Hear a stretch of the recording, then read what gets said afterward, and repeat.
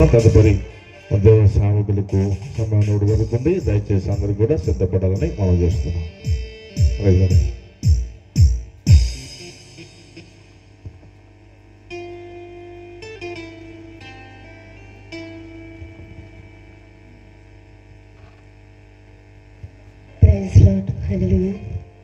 కంటి పాపల కాచినావయ్యా, చంటి పాపను మోసినట్టు మోసినావయ్యా అనే పాటను పాడి దేవుని మహిమపరుద్దాం. కంటి పాపల కాచినావయ్యా, చంటి పాపను మోసినట్టు మోసినావయ్యా,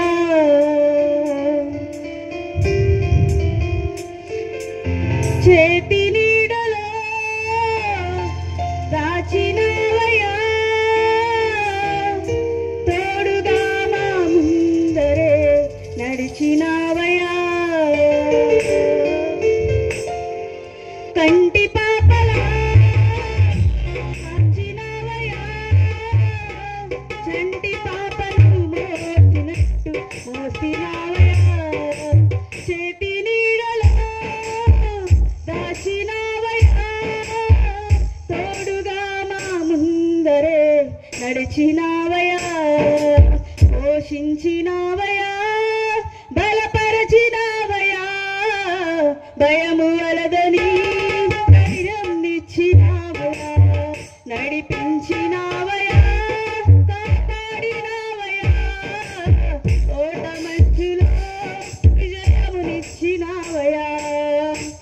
నా తలంపులు కావు నీ తలంపులే, మా జీవితాలలో జరిగించినావయ్యా.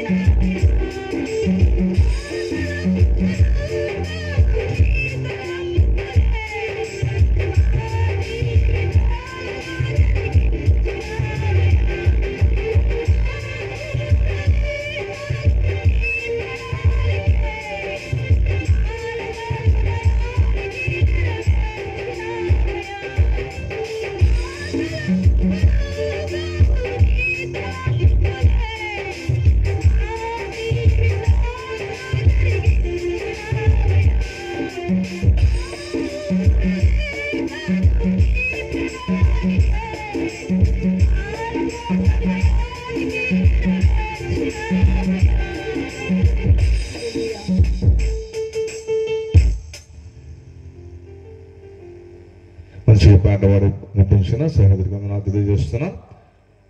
కానుకల నిమిత్తము జానరాజన్నయ్య మరి ప్రార్థనలు నడిపిస్తారు. అందరూ కూడా తొలగించినట్లయితే ప్రార్థన చేసుకుందాం. ప్రేమ కలిగిన మా తండ్రి పరిశుద్ధుడా, మీకు వందనాలు. ఈ ప్రాంతంలో ప్రభువా ఈ దాసులు ఏర్పాటు చేసుకుని డేవిడ్ బ్రదర్ను వారి కుటుంబం ద్వారా మీరు జరిగిస్తున్న ఈ పరిచర్యలను బట్టి మీకు వందనాలు. గత రాత్రి అద్భుతంగా జరిగించారు. ఈ రాత్రి ఇప్పటి వరకు అద్భుతంగా మీరు మాట్లాడారు. మా ప్రియులు మీ దాసులు అభిషక్తులు మెస్తూషలయ్య గారు మాట్లాడబోతుండగా మీరు అందరితో సూటిగా మాట్లాడబోతున్నందుకు వందనాలు. తిరిగి రేపు రాత్రి కూడా జరుగుతున్న ఈ సభలు ఈ గ్రామానికి ఈ ప్రాంతానికి ఆశీర్వాదకరంగా మార్చమని ప్రార్థిస్తున్నాం. ఈ సభలో ఎవరు పరిచర్య చేశారో, ఎవరు ప్రయాసపడ్డారో, ఎవరు గుప్పిలిప్పారో వారందరికీ రెట్టింపు ఆశీర్వాదాలు కలుగు చేయమని, సమస్త మహిమ ఘనత ప్రభావాలు మీకే ఆరోపిస్తూ ఇక్కడున్న ప్రతి ఒక్కరిని మరొకసారి దర్శించమని యేసు నామములో అడుగుతున్నాము తండ్రి, ఆమేన్. హల్లెలూయా, హల్లెలూయా. ఒకే ఒక చేయలేస్తుంది. హల్లెలూయా. అలా మనిషిది ప్రేమను గౌరవలారా ప్రార్థించిన దేవసేవకు కూడా వందనాలు తెలియజేస్తున్నాం. తడవ చేయక మరి వాక్యంలోనికి వెళదాం. అది చెప్తానంటే దేవుని సేవకులకి ఆల్రెడీ మీటింగ్స్ జరుగుతూ ఉన్నాయి. మరి మన మాట కాదనలేక ఇచ్చినటువంటి మాట ప్రకారము మన మధ్యలోకి వచ్చిన దేవుని సేవకులకు సంఘ పక్షమున కుటుంబ పక్షమున వందనాలు తెలియజేస్తూ సమయాన్ని ఇద్దాం. అందరూ కూడా చప్పట్లు కొడుతూ దేవుని సేవకులను ఆహ్వానిద్దాం. Praise the lord. హల్లెలూయా. దేవుని నామానికి మహిమ కలుగును గాక. ఈ రాత్రికాల సమయంలో మీతో కూడా కలిసి ప్రభుని స్తుతించడానికి, మీ మధ్యలో దేవుని వాక్యాన్ని పంచుకోవడానికి దేవుడు నాకు ఇచ్చిన ఈ అవకాశాన్ని బట్టి మొదటిగా దేవునికి కృతజ్ఞతాస్తుతులు చెల్లిస్తున్నాను. హల్లెలూయా, హల్లెలూయా. మరి దైవజనులు పాస్టర్ డేవిడ్ రాజు గారు నన్ను ఎంతగానో ప్రేమించి ఈ సభలకు ఆహ్వానించారు. మరి వాస్తవానికి నాకు మీటింగ్స్ చాలా చోట్ల బుక్ అయిపోయినాయి. ముందు ఒక డేట్ చెప్పారు. నాకు ఆ డేట్న ఆల్రెడీ మీటింగ్ ఉంది, రావటానికి కుదరదని చెప్పి మరలా నేను రావాలనే ఉద్దేశంతో మరలా డేట్లు మార్చుకుని మరలా ఫోన్ చేశారు. అయ్యా మేము డేట్లు మార్చుకుందామని అంటే, అయ్యా ఆ డేట్లో కూడా నాకు మీటింగ్ ఉంది అని చెప్పాను. అయినా సరే మీరు తప్పకుండా రావాలని చెప్పేసి అన్నారు. ఇక్కడ దోనేపూడి దగ్గర ఆలపాటి నగర్లో మాకు ఒక బ్రాంచ్ చర్చ్ ఉంది. అక్కడ దైవజన పాస్టర్ రమేష్ గారు పరిచయం చేస్తున్నారు. అక్కడ మీటింగ్స్ ఏర్పాటు చేస్తాం. ఈరోజు రేపు అక్కడ మీటింగ్స్ జరుగుతాయి. అక్కడికి మరి దైవజనులు ప్రవక్త ప్రశాంత్ జోషి గారు అక్కడికి మరి మేము ఆహ్వానించడం జరిగింది. ఆ మీటింగ్స్ మరి ఉండాలి. ఆ మీటింగ్స్లో కానీ దైవజనులకి నేను పూర్తిగా ఇక్కడికి వస్తానని కూడా నేను చెప్పకుండా, అయ్యా నేను ఇక్కడ దాకా వెళ్ళొస్తాను పని ఉందని చెప్పి, ఎందుకంటే నేను లేను లేదా కనపడలేదు అని అంటే ఆయన బాధపడుతూ ఉంటాడు ఇంకా అక్కడ. అందుకని నేను ఈ విషయాన్ని దైవజనులకు కూడా అక్కడ చెప్పకుండా, మరి అయ్యా నేను వచ్చి కొంతసేపు వాక్యం చెప్పేసి వెళ్ళిపోతాను త్వరగా అని చెప్పేసి దైవజనులతో ఇక్కడ డేవిడ్ రాజు గారితో చెప్పినప్పుడు, అయ్యా మీరు రండి తప్పకుండా అని చెప్పేసి అన్నారు. మరి ఈరోజు వీలు చేసుకొని అక్కడ సభలు ప్రారంభించి కొంత సమయం అక్కడ గడిపి దైవజనులకు అక్కడ సమయం అప్పగించి నేను ఇక్కడ రావటం జరిగింది. మరలా నేను ఆయన ముగించే లోపల నేను మళ్ళీ అక్కడికి వెళ్ళాలి. దేవుని స్తోత్రం, హల్లెలూయా.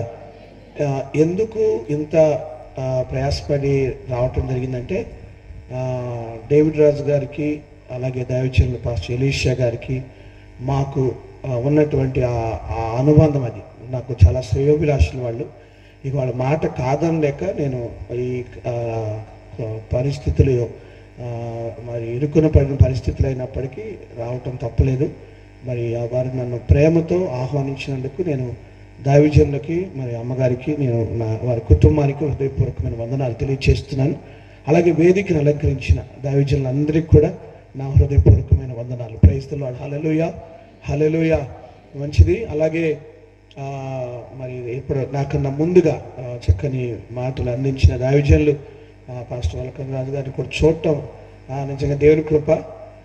మరి వారి గురించి, వారి పిల్లల గురించి నేను గత పోయిన నెలలో నేను మంచి సాక్ష్యం విన్నాను. ఈరోజు మరి ఆ పిల్లలు కూడా వచ్చారు అని అంటే నేను ఎంతగానో సంతోషించాను. దేవుని స్తోత్రం, హల్లెలూయా. అది మీరు వెళ్ళిపోవద్దు, నేను మీతో ఫోటో దిగి వెళ్ళాలి నేను ముగించుకు వెళ్ళేటప్పుడు. దేవుని స్తోత్రం, హల్లెలూయా. మంచిది. అలాగే చేరి కూడి వచ్చిన మీ అందరికీ కూడా నా హృదయపూర్వకమైన వందనాలు తెలియచేస్తూ ఉన్నాను. మరొకసారి దేవుడి గ్రామానికి నన్ను తోడుకొని వచ్చాను. ఇది 3వసారి కూడా నేను రావటం. గత సంవత్సరం మీటింగ్స్ కూడా వచ్చాను. ఎంతమంది గుర్తున్నాను నేను? ఒకసారి చేయి చూపించండి. చాలా తక్కువే, మర్చిపోయారు అంటున్నారు. దేవుని స్తోత్రం. మంచిది, చాలా సంతోషం. మరి దేవుని కృప ఇది. మరి ఈ రీతిగా మనమందరం ఎక్కడి వారమైనా, ఏ స్థలానికి చెందిన వారమైనా, యేసుక్రీస్తు ప్రభుల వారు కల్వరి శిలువలో కార్చిన విలువైన రక్తం చేత మనకు ఈ ఆత్మ సంబంధమైన బంధాన్ని దేవుడు మనకు అనుగ్రహించారు. నమ్ముతున్న వారి స్తోత్రం చెప్పండి. హల్లెలూయా, హల్లెలూయా. దేవుని కృప. మరి దేవుడు తన దాసులు ఆశీర్వదించి గ్రామంలో మంచి పరిచర్య మరి దేవుడు జరిగిస్తూ ఉన్నారు. అందుని బట్టి నేను దేవుని స్తుతిస్తూ ఉన్నాను. అలాగే దైవజనులు పాస్టర్ ఎలీషా గారు మరి మొట్టమొదట వారు నన్ను ఆహ్వానించడం జరిగింది. అక్కడి నుంచి అందరికీ దైవజనులకు ఈ ప్రాంతంలో పరిచయం అవటం ఇదంతా కూడా మరి దేవుని ప్రణాళిక. దైవజనులకు కూడా నేను హృదయపూర్వకమైన వందనాలు తెలియజేస్తూ ఉన్నాను. ప్రైజ్ ది లార్డ్, హల్లెలూయా, హల్లెలూయా. మంచిది. ఒకసారి మీ ప్రక్కన్న వారికి మీరు ఒకసారి వందనాలు చెప్పండి. మీ ప్రక్కన్న వారికి మీరు ఒకసారి వందనాలు చెప్పండి. రైట్, మంచిది. మీరేమో నవ్వుకుంటూ చెప్పుకున్నారు, నాకు మాత్రం సీరియస్గా చెప్పారు. ఒకసారి చేతులు ఎత్తి స్తోత్రం చెప్పండి. కొంతమంది చెప్తున్నారు కానీ అంత సంతోషం లేదు, ఇంకా కొంత సీరియస్గానే ఉన్నారు. ఇంకా ఒకసారి చేతులు ఎత్తి చెప్పాలి, స్తోత్రాలు చెప్పండి. మళ్ళీ ఒకసారి చెప్పండి, ఇంకొంచెం గట్టిగా చెప్పండి. ఒకసారి చేతులు ఇలాగూ అల్లాడిస్తూ స్తోత్రం స్తోత్రం స్తోత్రం అనండి. కొంచెం గట్టిగా అనాలి. స్తోత్రం స్తోత్రం స్తోత్రం స్తోత్రం. అలాగే స్తోత్రాలు చెబుతూ చప్పట్లు కొట్టండి అందరూ. స్తోత్రం, హల్లెలూయా, హల్లెలూయా. లేఖన భాగములో నుండి ప్రకటన గ్రంథం 19వ అధ్యాయం 11వ వచనాన్ని మనం చదువుకున్నాం. ప్రకటన గ్రంథం 19వ అధ్యాయం 11వ వచనం. మరియు పరలోకము తెరవబడి ఉండుట చూచితిని. పరలోకము తెరవబడి ఉండుట చూచితిని. అప్పుడు ఇదిగో తెల్లని గుర్రం ఒకటి కనబడెను. దాని మీద కూర్చుండి ఉన్నవాడు నమ్మకమైన వాడును సత్యవంతుడును అను నామము గలవాడు. ఆయన నీతిని బట్టి విమర్శ చేయుచు యుద్ధము జరిగించుచున్నాడు. చాలు. ప్రభునందు పేర మనం చదువుకున్నటువంటి ఈ వాక్య భాగాన్ని కొద్ది నిమిషాలు మనం ధ్యానం చేద్దాం. ప్రకటన గ్రంథం ఇప్పుడు మనం ధ్యానించబోతున్నాం. ప్రకటన గ్రంథాన్ని గురించి ఇంతకు మునిపే కొన్ని మాటలు నేను మీతో పంచుకోవటం జరిగింది. నేనే గుర్తులేదు, ఈ వాక్యం గుర్తుంది మీకు? ఒకసారి స్తోత్రం చెప్పండి. హల్లెలూయా. ఎందుకంటే పోయినసారి గుర్తు లేకపోవడం కూడా కారణం ఉంది. ఏంటంటే కరెంట్ పోయి అంత డిస్టర్బ్ అయిపోయింది ఏంటి. అయినా సరే కరెంట్ లేకపోయినా గట్టిగా అరిచి వాక్యం చెప్పే నా పని ముగించుకొని వెళ్ళాను నేను అక్కడ. కానీ మీకు ఎవరికి అది గుర్తులేనట్టుంది. దేవుని స్తోత్రం. మంచిది. ప్రకటన గ్రంథం క్రీస్తు శకం 96వ సంవత్సరంలో రాయబడింది. ప్రకటన గ్రంథాన్ని రాసిన వ్యక్తి యోహాను అనేటువంటి భక్తుడు. వింటున్నారా? యోహాను అనేటువంటి భక్తుడు. యోహాను అనగా అర్థం ఏంటంటే యెహోవా దానము అని అర్థం. యోహాను అంటే అర్థం ఏంటి? యెహోవా దానము. అయితే బైబిల్ గ్రంథంలో యోహాను అని పేరు కలిగిన వారు 5 ఉన్నారు. మొదటి వ్యక్తి బాప్తిస్మిచ్చి యోహాను, రెండో వ్యక్తి పేతురు తండ్రి అయిన యోహాను, మూడో వ్యక్తి జబదయ కుమారుడని యోహాను, నాలుగో వ్యక్తి అన్న అనబడిన ప్రధాన యాజకుని యొక్క బంధువుడైనటువంటి యోహాను, ఐదో వ్యక్తి మార్కు అను మారు పేరు కలిగిన యోహాను. ఈ యోహాను అని పేరు కలిగిన వారు 5 ఉన్నారు.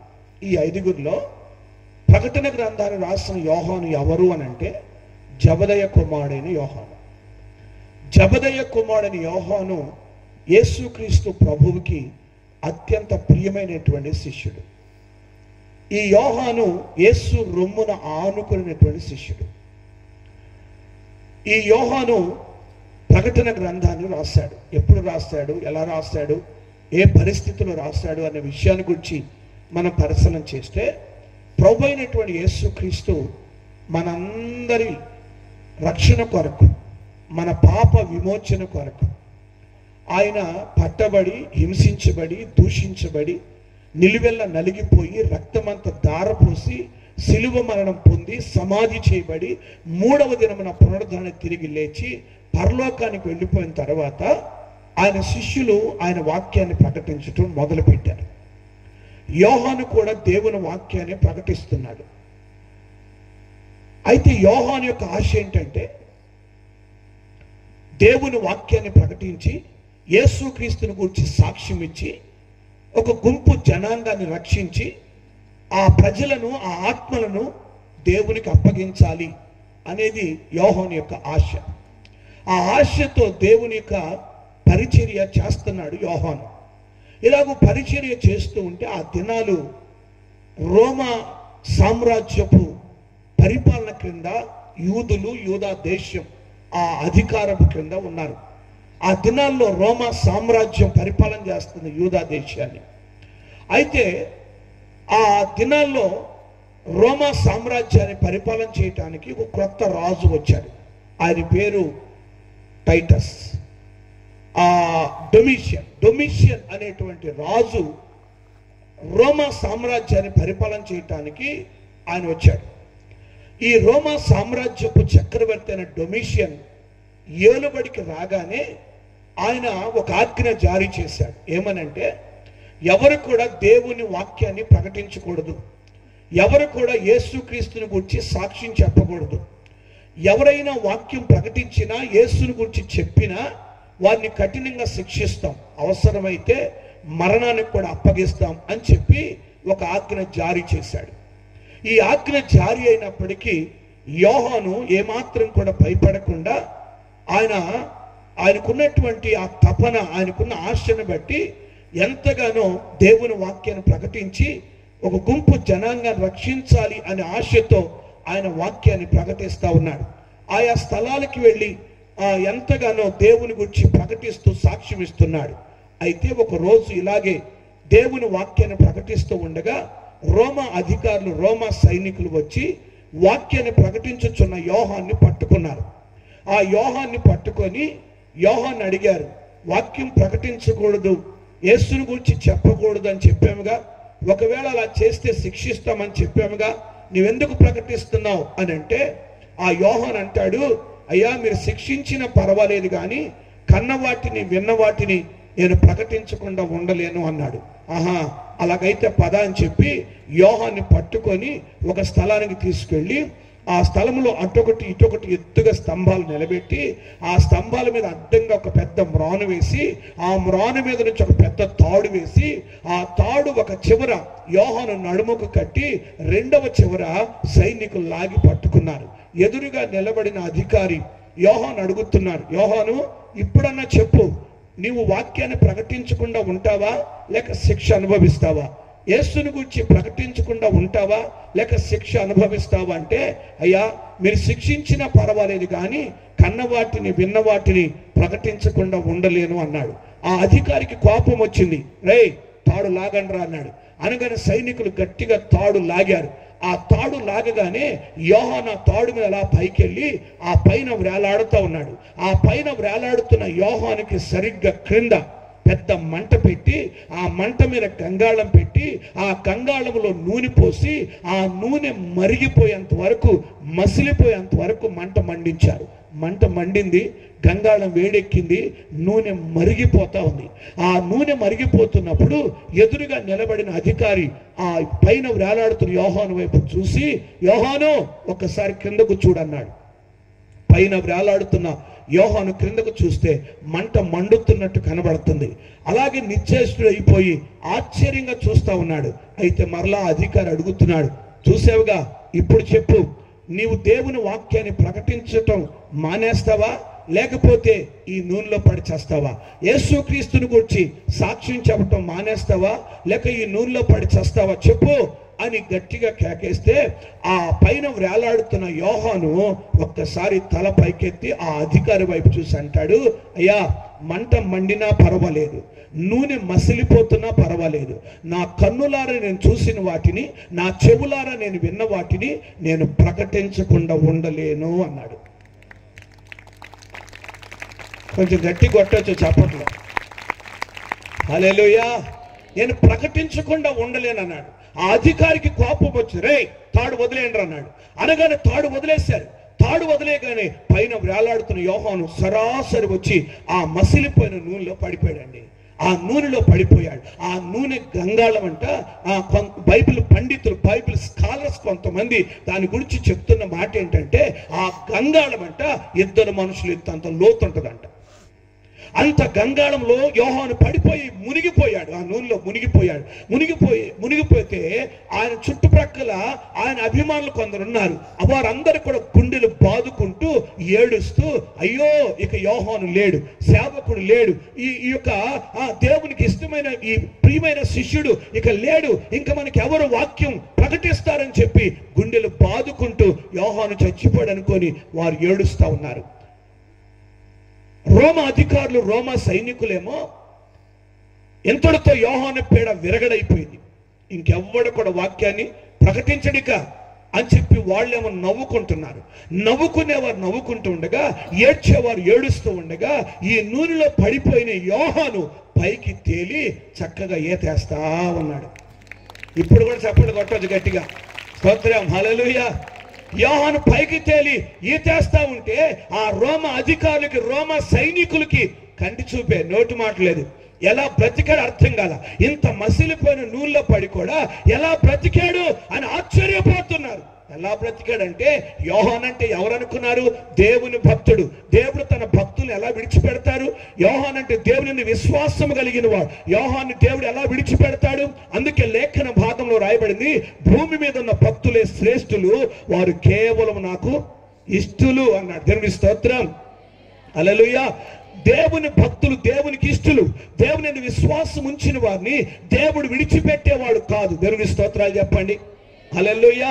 దేవుడు యోహాను ఎలా రక్షించాడు, ఎలా యోహాను ఆ నూనెలో పడి కూడా ఎలా బ్రతికాడు, ఎలాంటి కార్యం యోహాను పట్ల జరిగిందనే విషయాన్ని నేను మీకు తెలియచేయటానికి ముందు కొన్ని విషయాలు మీకు జ్ఞాపకం చేస్తాను.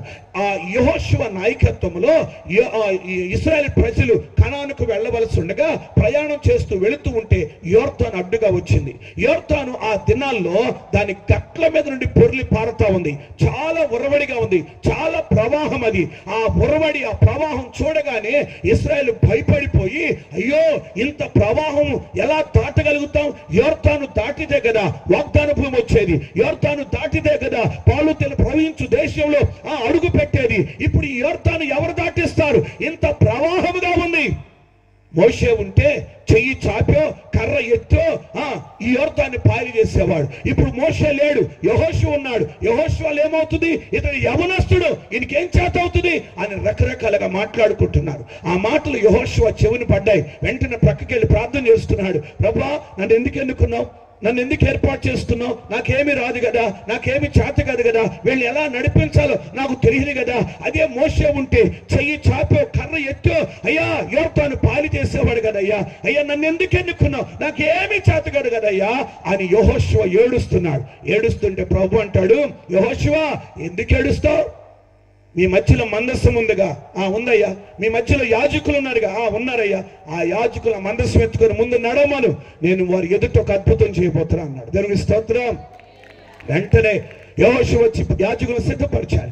యాజకులు మందసం ఎత్తుకొని అలా మోస్తూ ముందుకు వెళ్తా ఉన్నారు. ఆ మందసం మోయించిన యాజకుల యొక్క పాదములు ఆ యోర్దాను నది నేలను తాకగానే యోర్దాను ఏకరాశిగా నిలిచిపోయింది. హల్లెలూయా. యోర్దాను ఏకరాశిగా నిలిచిపోయి ఇంత మాత్రమే కాదండి, షడ్రకు మేషకు అబేద్నెగోల్ని అగ్ని 7 అంతలుగా చేసి అగ్ని గుండంలో పడవేస్తే అగ్ని వాసన కూడా అంటకుండా దేవుడు వారిని కూడా రక్షించాడుగా. దానియేలు సింహాల బోన్లో పడేస్తే సింహాలు దానియేలు తినివేయకుండా సింహాల నోళ్ళు మూసివేశాడుగా, వారు దానియేలు రక్షించాడుగా. అలాగే ఆ యోహాను పైనుండి క్రింద పడుతూ ఉంటే, ఆ భక్తుడు పైనుండి కిందకు వస్తా ఉంటే ఆ భక్తుని యొక్క పాదములు, యోహాను యొక్క పాదములు ఆ మసిలిపోయిన నూనెను తాకగానే నూనెంతా చల్లారిపోయిందండి. స్తోత్రం. అందుకే యోహాను బ్రతికాడు. దేవుడు అద్భుతమైన కార్యం చేశాడు. దేవుని భక్తులను దేవుడు విడిచిపెట్టాడు. దేవుని యందు విశ్వాసం ఉంచిన వారిని దేవుడు విడిచిపెట్టేవాడు కాదు. నీవు ఏ శ్రమలో ఉన్నా, ఏ బాధలో ఉన్నా, ఏ కష్టాల్లో ఉన్నా, ఏ ఇబ్బందుల్లో ఉన్నా, ఒకవేళ నీ సమస్యలు యోర్దాను లాంటి ప్రవాహం లాంటి సమస్యలైనా, లేకపోతే 7 అంతలుగా మండుచున్న అగ్నిగుండం లాంటి సమస్యల్లో నీవు ఉన్నప్పటికీ, ఒకవేళ ఇదిగో సింహాలుగా నోరు తెరుచుకున్న లాంటి సమస్యల్లో నీవు ఉన్నప్పటికీ, మరిగిపోతున్న మసిలిపోతున్న సమస్యల్లో నువ్వు ఉన్నప్పటికీ కూడా ఈ రాత్రి నేను ప్రకటించుచున్న నజరేయుడైన యేసు నీ సమస్యలను ఏకరాశిగా నిలిపివేయబోతున్నాడు. నీ సమస్యలు ఏకరాశిగా నిలిపివేయబోతున్నాడు. నీ సమస్యలను ఆ దేవుడు ఆ అగ్ని బలమును చల్లార్చినట్టుగా వాటి బలాన్ని చల్లార్చబోతున్నాడు. దేవుని స్తోత్రం. నిన్ను విడిపించటానికి నేను ప్రకటించుచున్న దేవుడు సమర్థుడై ఉన్నాడు. స్తోత్రాలు చెప్తారా? హల్లెలూయా. చేయగలవాడవు, గొప్ప దేవుడవు, సర్వశక్తుడవు, సమర్థుడవు నీవు.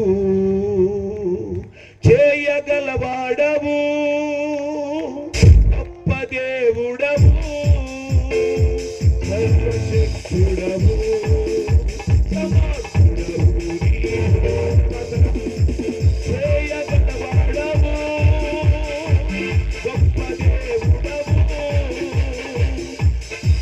సర్వశక్తుడవు, సమర్థుడవు నీవు.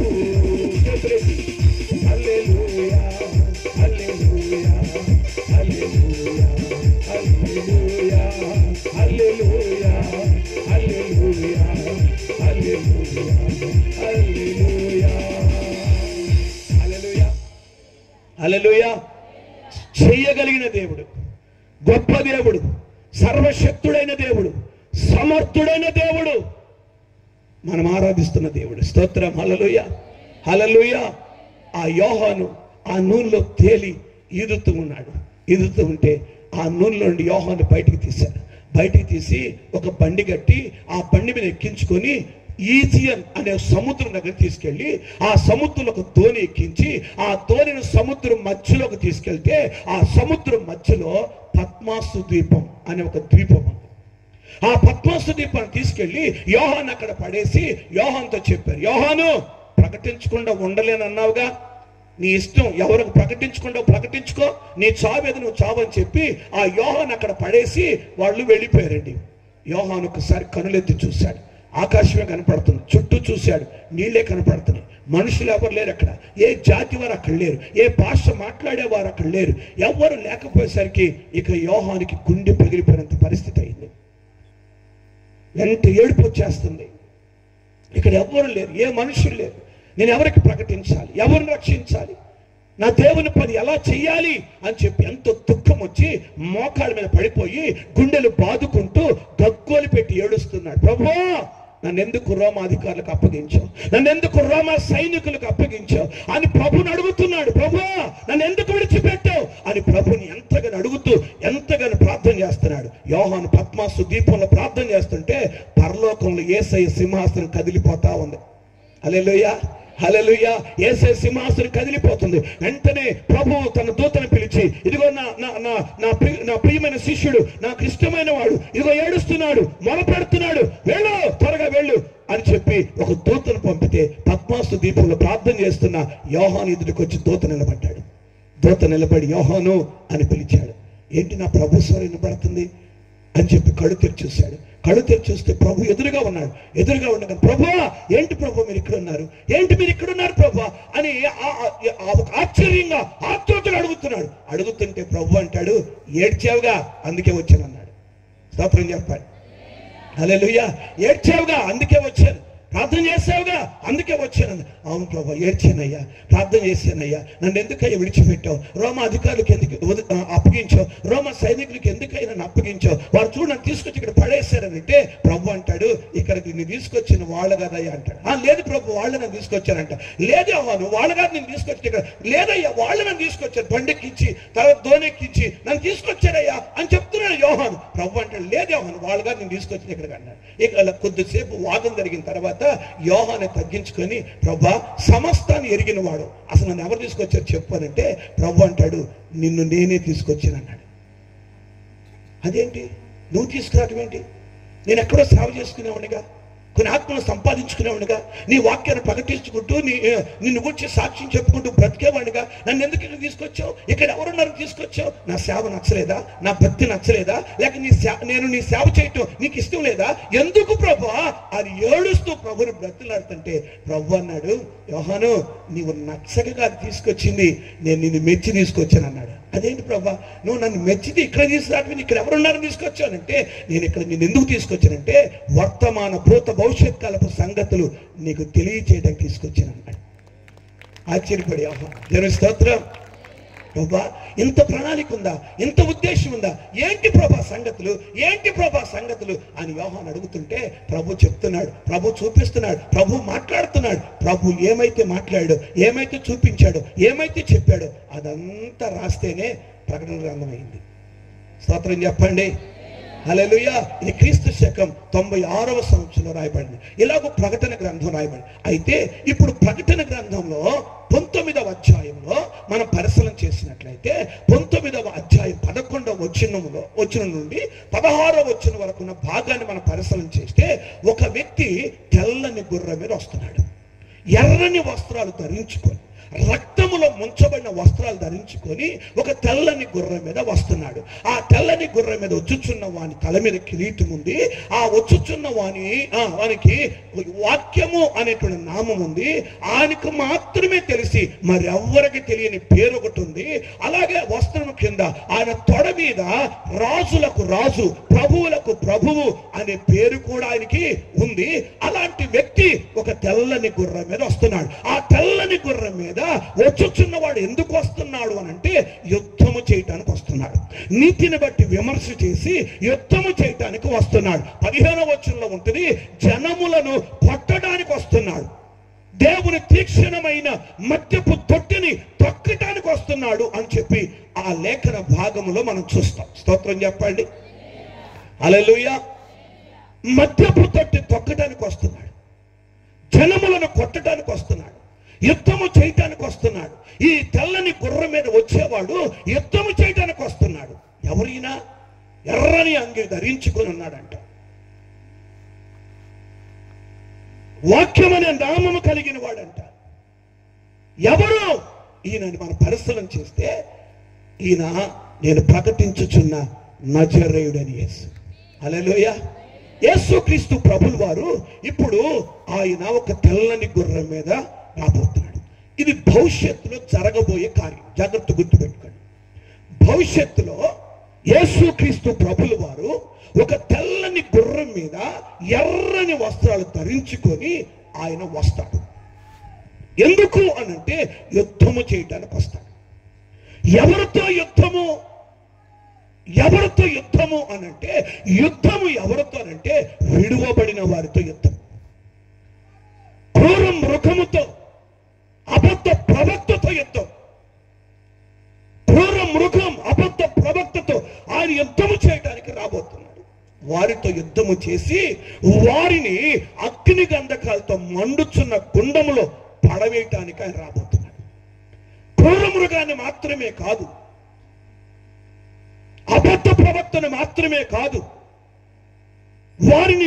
వారిని వెంబడించి 666వ ముద్ర వేయించుకొని వారిని అనుసరించిన వారందరినీ కూడా, అనగా విడువబడిన వారందరినీ అగ్నిగుండంలో పడవేయటానికి, వారితో యుద్ధము చేసి వారిని జయించి వారిని అగ్నిగుండంలో పడవేయటానికి యేసుక్రీస్తు ప్రభులు వారు రాబోతున్నారు.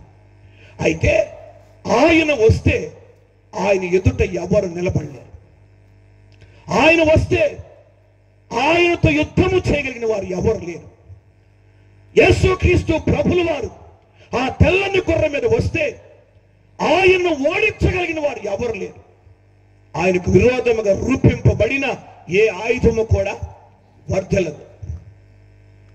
రాజులకు రాజుగా, ప్రభువులకు ప్రభువుగా యేసుక్రీస్తు ప్రభులు వారు వస్తున్నాడు. ఆయన బయలుదేరుతున్నాడు. ఆయన బయలుదేరితే ఆయన ఎదుట ఎవరు నిలబడలేరు. నరకానికి లోనైపోవాల్సిన పరిస్థితి, అగ్నిగుండం పాలవలసిన పరిస్థితి.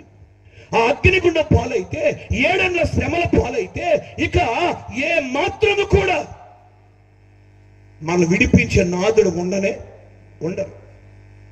కనుక ఆయన తెల్లని గుర్రం మీద బయలుదేరక మునిపే యేసుక్రీస్తుని నీ సొంత రక్షకునిగా అంగీకరించాలి. ఇదే అధ్యాయంలో 1వ వచనం నుండి 10వ వచనం వరకు ఉన్న మాటలు గనక ఒక్కసారి మీరు ఇంటికి వెళ్ళిన తర్వాత చదవండి.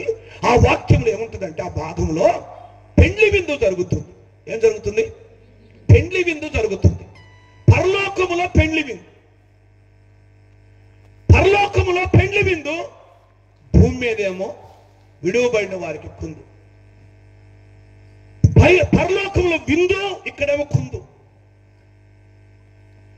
ఆ విందులో ఉన్నవారు ఎవరు?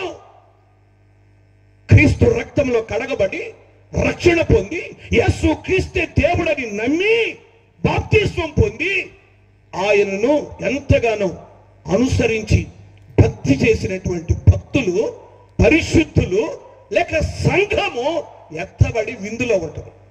కానీ విడువబడిన వారేమో ఎక్కడుంటారు చెప్పండి? కుందులో ఉంటారు, శ్రమల్లో ఉంటారు. ఇక ఆ శ్రమ నుంచి విడిపించే నాదులు ఎవరు కూడా ఉండరు. స్తోత్రాలు చెప్పండి. హల్లెలూయా. ఓ మనిషి యోచించవా, నీ బ్రతుకు ఎలా ఉన్నదో.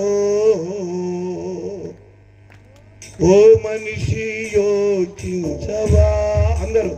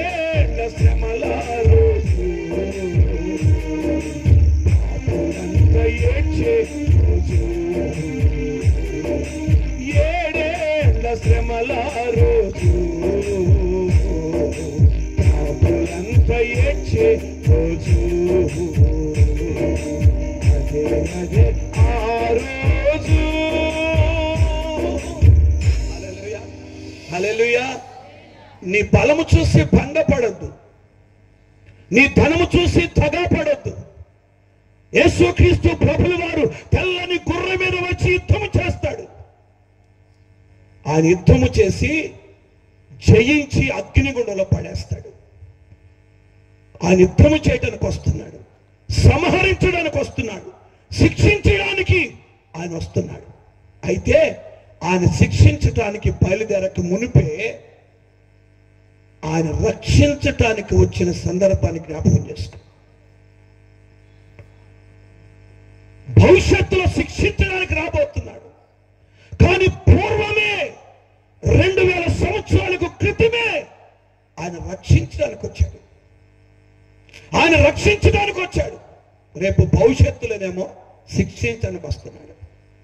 రక్షించడానికి ఎలా వచ్చాడు, ఏ విధంగా వచ్చాడు అనే విషయాన్ని గురించి మనం పరిశీలన చేస్తే, యేసుక్రీస్తు ప్రభుల వారు దేవుడై ఉండి కూడా మనలందరినీ రక్షించటానికి, విమోచించటానికి తన్ను తాను తగ్గించుకొని విధేయత చూపి రిక్తునిగా చేసుకొని ఆయన దేవుడై ఉండి కూడా మనిషి కుమారుడుగా ఈ లోకంలో పుట్టాడు.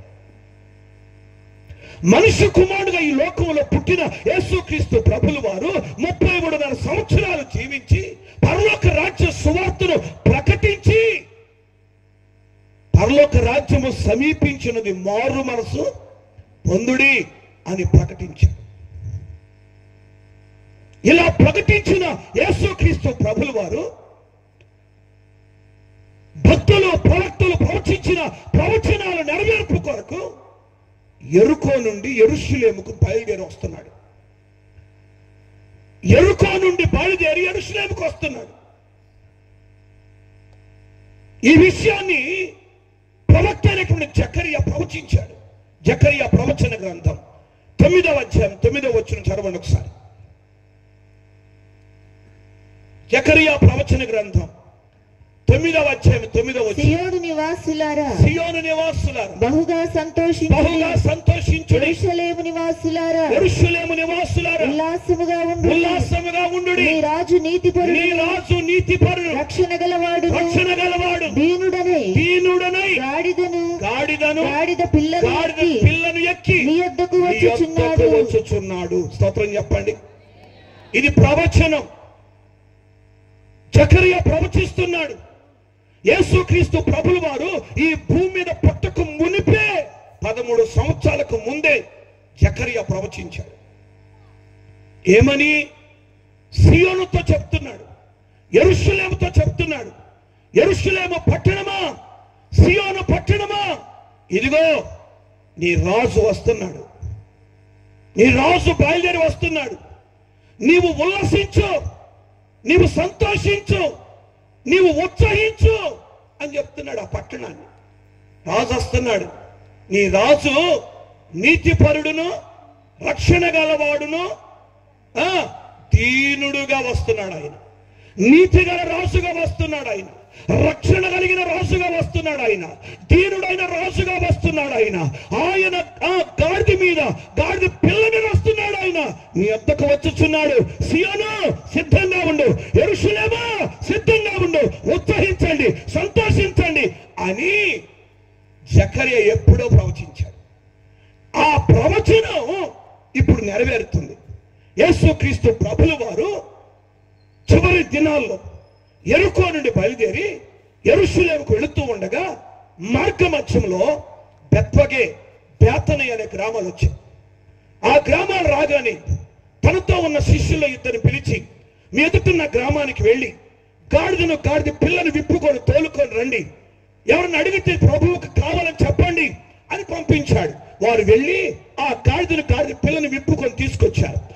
అది విప్పుకొని తీసుకురాగానే అప్పటికే ఆయనతో ఉన్నవారు, అంటే ఆయన శిష్యులు గాని, అద్భుతాలు చూసిన వారు గాని, ఆయన వల్ల మేలు పొందిన వారు గాని, ఆయనను వెంబడిస్తున్న వారు అందరూ అక్కడ ఉన్నారు. వారిలో పెద్దవాళ్ళు ఉన్నారు, యవనస్తులు ఉన్నారు, చిన్నపిల్లలు కూడా ఉన్నారు. వీళ్ళందరూ ఆ గాడిదను తీసుకొని రాగానే తమ పై వస్త్రాలు తీసి ఆ గాడిద మీద వేసి ప్రభువును కూర్చోబెట్టి దారి పొడవున వారి పై వస్త్రాలు పరిచి, చెట్ల కొమ్మలు నరికి దారి పొడవున పరిచి, ఖర్జూరపు మట్టలు చేత పట్టుకొని, హోసన్నా హోసన్నా దావీదు కుమారునికి జయము, ప్రభు పేట ఉత్సవానికి, మీరు చెప్పరా? యేసు రక్తమే, స్తోత్రం. వారు ఆ ఖర్జూరపు మట్టలు చేత పట్టుకొని ఇక ఆ ప్రభుని ఆ గాడి మీద కూర్చోబెట్టి ఆయన ఊరేగిస్తూ ఆ వస్త్రాల మీద ఆ మట్టల మీద నడిపిస్తూ తీసుకొని వస్తున్నారు. వస్తూ ఉన్నప్పుడు వారు కేకలేస్తున్నారు. ఏమని? హోసన్నా, జయము, హోసన్నా. కొంచెం గట్టిగా చెప్పండి అమ్మా. మీ ఊర్లో ఇంత తప్ప ఇంకా రాదా సౌండ్? కొంచెం గట్టిగా చెప్పండి. హోసన్నా. మీ చేతులు ఎత్తరా? హోసన్నా, హోసన్నా దావీదు కుమారునికి, ప్రభు పేట ఉత్సవానికి. ఇశ్రాయేలు రాజుకి, రాజుల రాజుకి, ప్రభువుల ప్రభువుకి స్తోత్రం. ఇలా కేకలేస్తూ వస్తున్నారు పట్టణంలోకి. ఆ పట్టణంలోకి యెరూషలేముకి వస్తా ఉంటే ఇప్పుడు జకరియా ప్రవచించిన ప్రవచనం ప్రకారం యెరూషలేము ప్రజలు, సియోను ప్రజలు ఏం చేయాలి? ఏం చేయాలండి? ఉల్లసించాలి లేదా? వినపడ నాకు? ఉల్లసించాలిగా. ఆ పట్టణంలోకి రాజు వస్తుంటే ఆ పట్టణస్తులు ఉల్లసించాలా? కానీ ఉసూరు మొహం వేసుకుని కూర్చున్నారు. సంతోషించాలా?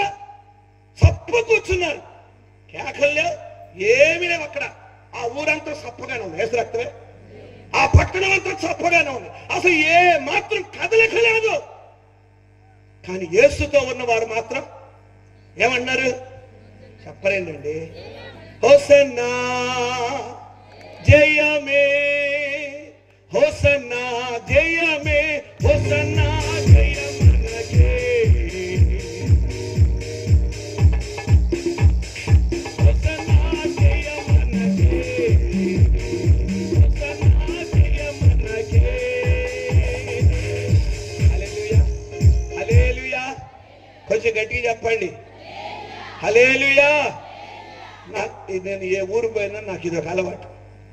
లేటుగా ఇస్తారు. యేసు రక్తమే. స్తోత్రం. ఒక పాట పాడుకోవాలి, ఒక పాట పాడాలి, లేపాలి, ఒక మాట చెప్పాలి. ఒక పాట పాడాలి, లేపాలి, ఒక మాట స్తోత్రం చెప్పరే. హల్లెలూయా. ఇక ఏ ఊరు పోయినా నాకు ఇదే. నేను స్తోత్రం చెప్పండి. కొంచెం గట్టిగా చెప్పండి. చేతులు ఎత్తి చెప్పండి. హల్లెలూయా.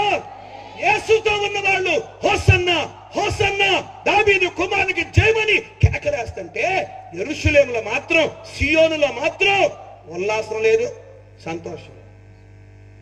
సరే, లేకపోయింది. వాళ్ళల్లో కొందరు వచ్చి పరిశీలి వచ్చి అంటారు, ఇదిగో ఎందుకు ఎందుకు ఆ రకం కేకలేస్తారు? ఆ కేకలు ఆపమని చెప్పు అని ప్రభుత్వం చెప్తున్నారు. ఆ కేకలు ఆపమను. ఏంటి ఆ కేకలు? దేవుని స్తోత్రం. హల్లెలూయా, హల్లెలూయా. ఆ కేకలు ఆపమను అని అన్నారు. ప్రభు అంటాడు, మీరు ఊరకుండిని ఎడల ఈ రాళ్ళు కేకలేస్తాయి అన్నాడు. స్తోత్రం చెప్పరా? వీరు ఊరకుండిని ఎడల ఈ రాళ్ళు కేకలు వేస్తాయి అన్నాడు. అంతే, నోరు మూసుకుని వెళ్ళారు. యేసు రక్తమే. నోరు మూసుకుని వెళ్ళిపోయారు.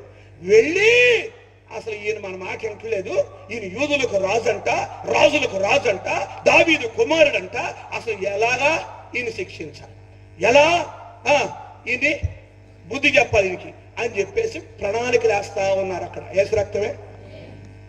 రాజు వస్తుంటే సంతోషమే. ఎక్కడ ఏమన్నాడు? ఈ రాజు వస్తున్నాడు. అదే స్తోత్రం. హల్లెలూయా. ఈ రాజు వస్తున్నాడు, నువ్వు ఉల్లసించు, సంతోషించు అని చెప్పేసి అన్నాడుగా. ఇశ్రాయేలు రాజుగా బయలుదేరాడు ఆయన. యోహాను సువార్త 12వ అధ్యాయం 13వ వచనం, ఇశ్రా ప్రభు పేరిట వచ్చు ఇశ్రాయేలు రాజు స్తుతింపబడును గాక అని. ఇశ్రాయేలు రాజు వస్తున్నాడు. రాజు వస్తుంటే ఎంత సంతోషం అండి. స్తోత్రం అండి. రాజు కాదు కానీ మన ఊరికి ఒక ఎమ్మెల్యే వస్తున్నారు అనుకోండి, మనకి ఎంత సంతోషం ఉంటుంది. వినపడిన రకం అంటే మన ఊరికి ఒక నాయకుడు వస్తుంటే, ఒక ఎమ్మెల్యే గారు వస్తుంటే, లేక ఒక మంత్రి మన ఊరు వస్తుంటే మనకి ఎంత సంతోషం. ఉత్సాహం ఉంటారా ఉండరా? సంతోషం ఉంటారా ఉండరా? యేసు రక్తమే. హల్లెలూయా, హల్లెలూయా. లోయలెల్లా పోడ్చబడాలి, కొండలు కోనలు కదలిపోవాలి, వక్ర మార్గము సక్రమవాలి, కొరకు మార్గమును పోవాలి. అందరూ చప్పలు కొడతారా? లోయలెల్లా పోడ్చబడాలి, కొండలు కోనలు కదలిపోవాలి, వక్ర మార్గము సక్రమవాలి, కొరకు మార్గమును పోవాలి. రాజు వస్తున్నాడు, ఆయన ప్రమోదం. యేసు వస్తున్నాడు,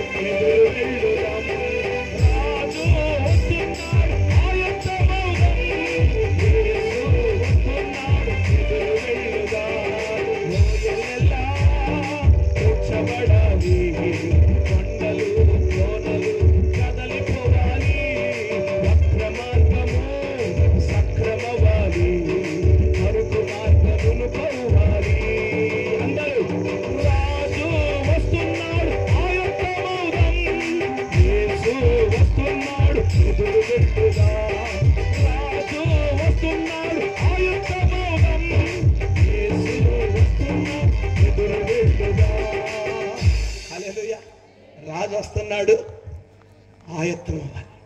ఆయత్తం అవటం అంటే సిద్ధపడాలి, సిద్ధంగా ఉండాలి. రాజు వస్తున్నాడు, ఎమ్మెల్యే వస్తున్నాడంటే, అంటే ఒక నాయకుడు వస్తున్నాడంటే ఎంత సిద్ధపడతాం మనం అసలు. యేసు రక్తమే, స్తోత్రం, హల్లెలూయా. సిద్ధపడతాం అండి. సరే మనూరేక వస్తుంది, వచ్చినప్పుడు వస్తాడులే అనుకుని ఉంటారా? ఉండరు. యేసు రక్తమే. ఎదురు వెళ్తారు, రేపల దాకా ఎదురు వెళ్తారు. యేసు రక్తమే. ఇటు నుంచి వచ్చేనేమో రేపల దాకా వెళ్తారు, ఇటు వచ్చేనేమో నిజాంపట్నం దాకా వెళ్తారు. కొంతమందికి అంత దూరం వెళ్ళిన తృప్తి లేదు, ఇంకా వెళ్ళాలని అవసరమైతే గుంటూరు కూడా వెళ్తారు, అవసరమైతే బాపట్ల కూడా వెళ్తారు. యేసు రక్తమే, స్తోత్రం. ఎదురెళ్తారు. ఈ లోకపు అధికారుల కోసమే అంత ఎదురెళ్తుంటే సర్వశక్తుడైన దేవుడు, ఇశ్రాయేలుకు రాజు అయిన దేవుడు, ఆ నీతి కలిగిన రాజు వస్తుంటే యెరూషలేం ప్రజలు ఎలా ఉండాలండి? ప్రభువుని చేర్చుకోవాలా? ఉల్లసించాలా? సంతోషంగా ఉండాలా? చేర్చుకుంటున్నారు.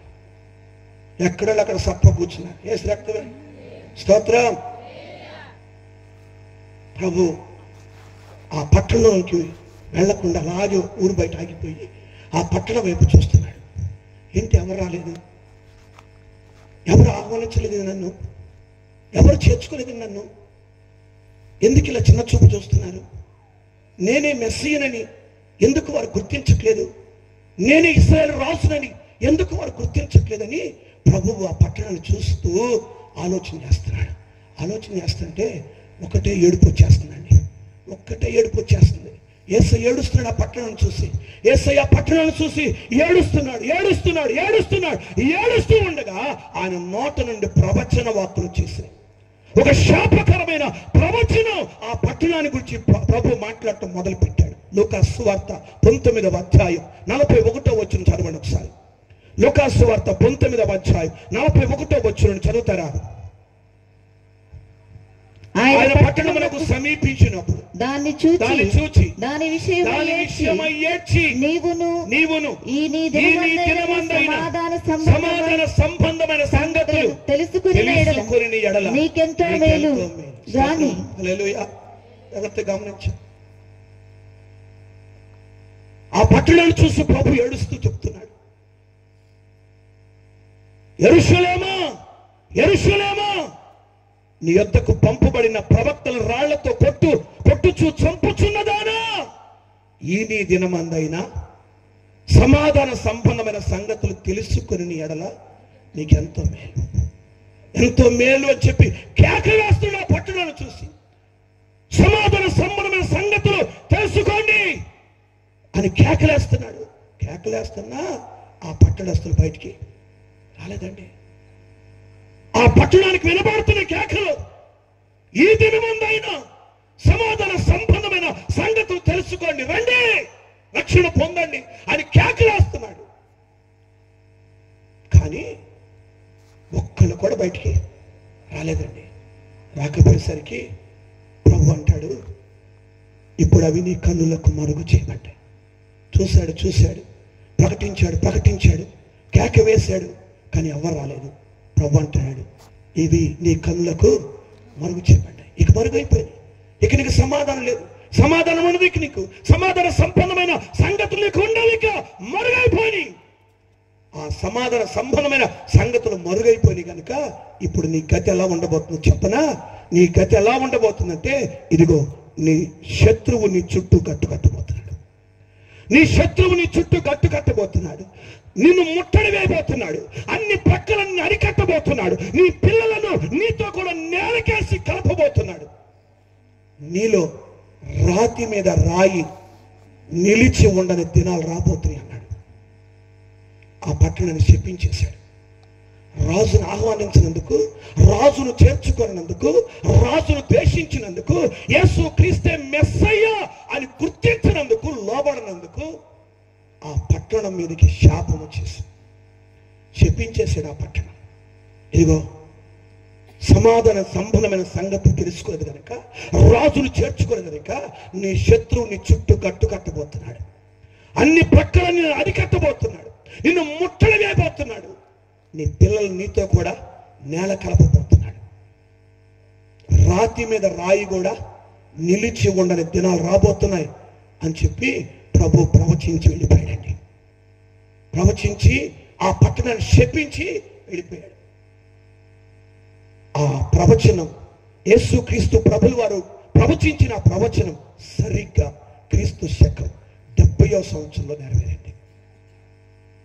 క్రీస్తు శకం 70వ సంవత్సరంలో రోమా సామ్రాజ్యపు చక్రవర్తి అయిన టైటస్ ఆ యెరూషలేము మీదకి దండెత్తి వచ్చి యెరూషలేము పట్టణాన్ని పడగొట్టి రాతి మీద రాయి నిలిచి ఉండనివ్వకుండా పట్టణాన్ని కూల్చివేసి, ఆలయాన్ని కూల్చివేసి, మందిరాన్ని పడగొట్టి యూదులను ఇశ్రాయేలు అందరినీ చెదరగొట్టేసి, చిన్నపిల్లలు దొరికితే నేలకేసి కొట్టి చంపేసి, గర్భిణీ స్త్రీలు కనబడితే గర్భాలు చీల్చివేసి ఆ పట్టణాన్ని రక్తపాతం చేసేసాడండి. భయంకరమైన వధ జరిగింది అక్కడ. ఎంతో మంది తప్పించుకొని పారిపోయారు, ఆయా దేశాలకి చెదిరిపోయారు. క్రీస్తు శకం 70వ సంవత్సరంలో ఈ శాపాన్ని ఆ పట్టణం ఎదుర్కొనాల్సి వచ్చింది, అనుభవించాల్సి వచ్చింది. ఆ 70వ సంవత్సరంలో ఆ పట్టణం మీదకి వచ్చిన శాపమును బట్టి ఈ రోజు కూడా ఇప్పుడు ఏ సంవత్సరం? ఇప్పుడు అదేమో 70వ సంవత్సరం, ఇప్పుడు ఇదే సంవత్సరం 2025వ సంవత్సరం. అంటే ఎన్ని సంవత్సరాలు అయింది ఇప్పటికి? కానీ ఇప్పటికి కూడా ఆ పట్టణ ఆ శాపాన్ని అనుభవిస్తానే ఉంది. ఇప్పటికి కూడా చెదిరిపోయిన యూదులు ఇంకా యెరూషలేముకి రాలేదండి, తిరిగి రాలేదు సంపూర్ణంగా. యెరూషలేముకి, ఇశ్రాయేలు దేశానికి 1948వ సంవత్సరంలో స్వాతంత్రం వచ్చింది, కానీ ఇంకా యూదులు చెదిరిపోయిన వారు చెదిరిపోయినట్టుగానే ఉన్నారు. ఎక్కడి దాకా ఎందుకు? మన గుంటూరు వెళ్ళేటప్పుడు చేబ్రోలు కనపడుతుందిగా, ఆ చేబ్రోల్లో కూడా యూదులు ఉన్నారు, చేబ్రోలో కూడా యూదులు ఉన్నారు. ఇలాగ దేశాలకి పట్టణాలకు చెదిరిపోయిన యూదులు అందరూ సమకూడాలి. వాళ్ళందరూ ఏమవ్వాలి? సమకూడాలి. అందుకే మనం పాడతాం పాట ఏమని? యెరూషలేము యెహోవాయే కట్టుచున్నవాడని, యెరూషలేము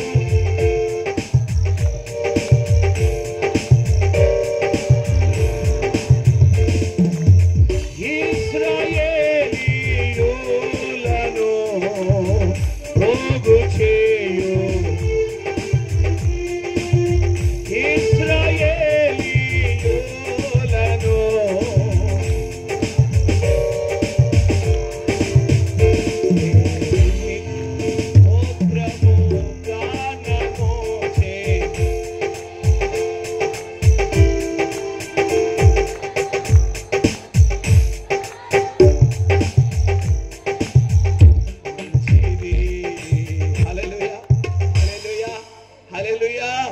ఇప్పుడు మనము ఈ పాట పాడుతున్నాం. స్తోత్రం, హల్లెలూయా. యెరూషలేము యెహోవా కడతాడు, ఇశ్రాయేలు అందరిని ఆయనే పోగు చేస్తాడు. అందుకని యెరూషలేము కొరకు ప్రార్థన చేయండి, ఇశ్రాయేలు కొరకు ప్రార్థన చేయండి అని చెప్పేసి చెప్తుంది. అందుకే ఇప్పుడు మనం ప్రార్థన చేస్తే కానీ అందరూ సమకూడదు. ఏసు రక్తమే. స్తోత్రం, హల్లెలూయా. వాళ్ళందరూ సమకూడితే కానీ మనం పరలోకం వెళ్ళాం. అర్థమే నేను చెప్పింది? ఏసు రక్తమే. స్తోత్రం. ఇప్పుడు వాళ్ళ కొరకు ప్రార్థన చేయాలి. ఇప్పుడు ఆ శాపాన్ని ఈ రోజు వరకు కూడా వాళ్ళు అనుభవిస్తున్నారు. ఆ యెరూషలేము మీదకి వచ్చిన శాపం ఈ రోజు కూడా అనుభవిస్తున్నారు. ఆ యెరూషలేము మీదకి వచ్చిన శాపం మన మీదకి వస్తే మన పరిస్థితి ఏంటి? ఆ యెరూషలేము మీదకి వచ్చిన శాపం మన గ్రామం మీదకి వస్తే మన పరిస్థితి ఏంటి? స్తోత్రం, హల్లెలూయా, హల్లెలూయా. గమనించండి. అందుకే స్తోత్రం, ప్రభు మనం ప్రేమించాడు. హల్లెలూయా. ఈరోజు ఈ సువార్త కూడికలు మన గ్రామంలో జరుగుతున్నాయంటే రాజుని ఈ గ్రామం ఆహ్వానించినట్టే. హల్లెలూయా. ఈ సంఘాలు కట్టబడుతున్నాయి. హల్లెలూయా. సేవకులు గ్రామానికి వచ్చి సువార్త ప్రకటిస్తున్నారు. ఇక్కడ సేవకులు మందిరాలు కడుతున్నారు, సంఘాలు ఏర్పడుతున్నాయి అంటే ఈ గ్రామం రాజుని ఆహ్వానించినట్టే. ఈ గ్రామానికి సమాధానం కలుగును గాక, నెమ్మది కలుగును గాక, ఆదరణ కలుగును గాక, ఆశీర్వాదం కలుగును గాక. హల్లెలూయా. సేవకులను తోసివేయొద్దు, రాజును తోసివేయొద్దు, ప్రభుని ధిక్కరించొద్దు. దేవుని మందిరాలకు, దేవుని సంఘాలకు, దేవుని సువార్త కూటాలకు మనం వ్యతిరేకంగా ఏమాత్రం కూడా ఉండదు. మనం వ్యతిరేకించామంటే రాజుని వ్యతిరేకించినట్టే. శాపం మన మీదకి వచ్చిందంటే మనం భరించలేమండి. కనుక ఆ శాపము రాకుండా దేవుడు మన గ్రామాన్ని రోజు కాపాడుతున్నాడు. ఎంతగానో దేవుడు కృప చూపుతున్నాడు. హల్లెలూయా, హల్లెలూయా. కనుక ఇప్పుడు ఇశ్రాయేలు ప్రభుని చేర్చుకున్నాం. ఆహ్వానించకపోవటం మాత్రమే కాదండి, ప్రభుని చేర్చుకోకపోవటం మాత్రమే కాదండి. సరే ఏదో ఆ రోజేదో వాళ్ళు రాలేదు వదిలిపెట్టేస్తే పోయేది. కానీ యేసుక్రీస్తుని పట్టించారు. యేసుక్రీస్తుని పట్టించారు. యేసుక్రీస్తుని కొరడాతో కొట్టించారు. యేసుక్రీస్తు తల మీద ముండ్ల కిరీటం పెట్టించారు. యేసుక్రీస్తుని ఎంతగానో అవమానపరిచారు. యేసుక్రీస్తు మీద ఉమ్మి వేశారు, గట్టం పెరికారు. యేసుక్రీస్తు భుజాల మీద భారభరితమైన సిలువను మోపారు. చివరికి 3 మేకులతో సిలువకు కొట్టి భూమికి ఆకాశానికి మధ్యలో యేసును వేలాడదీశారు. ఇదంతా ఎవరు చేశారనుకున్నారు? యూదులే, ఇశ్రాయేలేనండి. ప్రధాన యాజకులే, మత పెద్దలే యేసును హింసించి యేసును సిలువకు అప్పగించారు వాళ్ళు. కానీ యేసయ్య దేవుడై ఉండి కూడా ఎందుకని మౌనంగా ఉన్నాడు? కొందరు అంటున్నారు ఆ 3 మేకులు కూడా పీక్కోలేకపోయాడు. యేసు రక్తమే. ఆయన 3 మేకులు పీక్కుంటే తెలుస్తుంది ఈ రోజు ఈ రక్షణ మన దాకా వచ్చేది. యేసు రక్తమే. హల్లెలూయా. ఆ రోజు వారిని శిక్షించినట్లయితే ఈ రోజు ఈ రక్షణ మన దాకా వచ్చేది కాదు. హల్లెలూయా. ఆ రోజు వారు తొట్టిల్లిపోయారు కనుక, వారు తిరుగుబాటు చేశారు కనుక, యూదులు ఇశ్రాయేలు యేసయ్య మీద తిరుగుబాటు చేశారు కనుక అందుకే రక్షణ వచ్చింది. ఒకసారి చదువుతారా? రోమపత్రిక 11వ అధ్యాయం 12వ వచనం చదవండి ఒకసారి. రోమపత్రిక 11వ అధ్యాయం 12వ వచనాన్ని.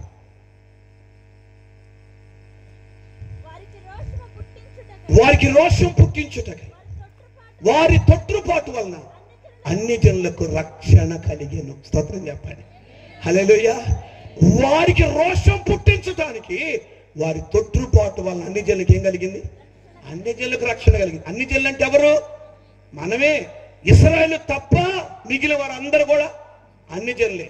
ఇప్పుడు అన్ని జనులకు రక్షణ కలిగింది. ఈ రక్షణ మన దాకా వచ్చిందనే కారణం ఏంటంటే వారు ఏమైపోయారు? తొట్టిల్లిపోయారు. వారు తొట్టిల్లిపోయారు కనుక ఈ రక్షణ మన దాకా వచ్చింది. దేవునికి స్తోత్రం చెప్పండి. హల్లెలూయా.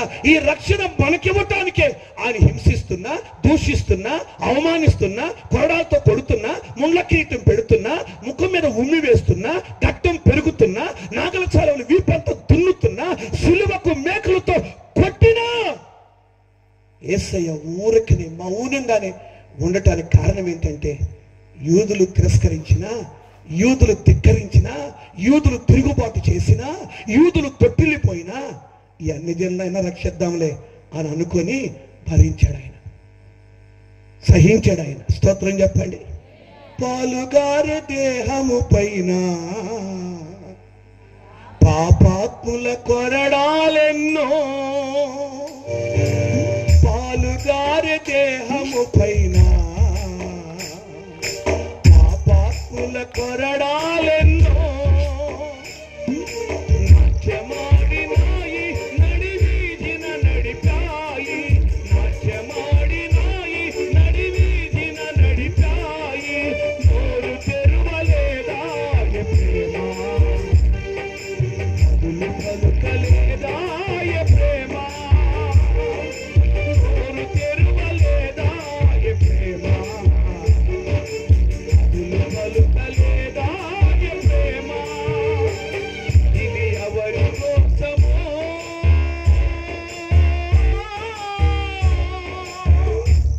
ఈ జనుల కోసమే, ఈ జగతి కోసమే, ఈ జనుల కోసమే, ఈ జగతి కోసమే ఎన్నో సాగింది యాత్ర, కరుణా సిలువలో సాగింది యాత్ర.